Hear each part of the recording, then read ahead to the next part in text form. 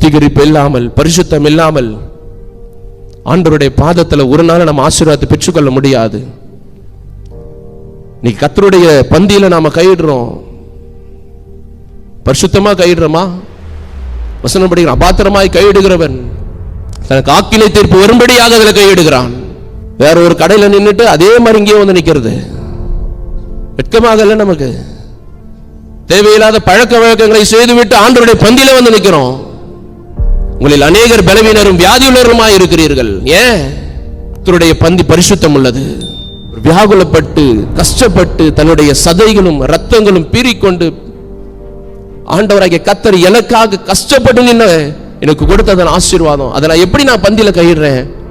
ஏதோ மாசத்துல ஒரு நாள் வந்து மற்ற இடங்களை நிக்கிற மாதிரி நானும் வந்து நின்னுறேன். அளவு நிற்கும் போது நாம எப்படி நிக்கிறோம்?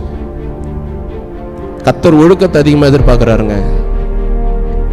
டிசிப்ளின் கர்த்தர் அதிகமா எதிர்பார்க்கிறாரு. இன்னைக்கு டிசிப்ளினா நம்ம கர்த்தருடைய பந்தியில நிக்கிறோமா? இல்ல. கர்த்தருடைய பந்தியில நிற்பதற்கு என்று ஒரு பயம் இருக்கணும், பக்தி இருக்கணும்.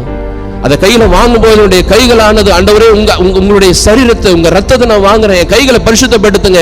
எத்தனை நாள், எத்தனை பேர் அதுக்கு முந்தின இரவு ஆண்டவருடைய சமூகத்தில் அழுது ஜெபிச்சிருப்பீங்க. கர்த்தருடைய பந்தியில கையிடுறதுக்கு முன்னாடி ஆண்டவரை பரிசுத்தப்படுத்துங்க, என்னை சுத்திகரிங்க,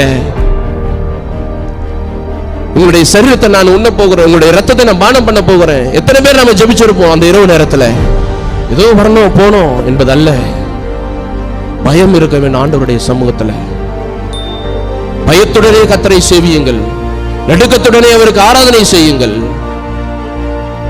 ரோட்ல போற நாய்களா நம்ம பயப்படுறோம். ஆண்டவருடைய பாதத்திற்கு வருவதற்கு, ஆண்டவருடைய ஆலயத்திற்கு வருவதற்கு ஒரு பயமும் நடுக்கமும் இல்லாமல் போகிறதுக்கு காரணம் என்ன?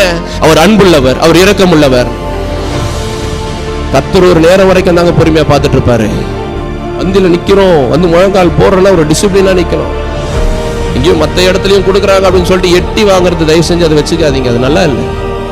இடத்துலயும் எட்டி தான் வாங்கிட்டு இருக்கிறாங்க. கர்த்தருடைய பந்தியில டிசிப்ளினா, நீட்டா, ஒரு பயம், பக்தி ரொம்ப அவசியம்.